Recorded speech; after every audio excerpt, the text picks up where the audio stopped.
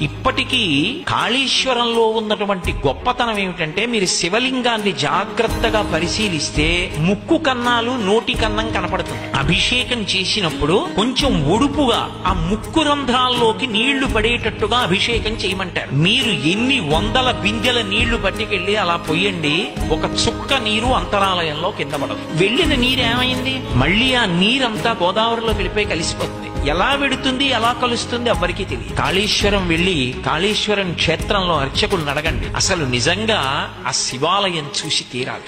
అదొక పరమాద్భుతం. అంతే, గోదావరి వైభవానికి సాక్షి.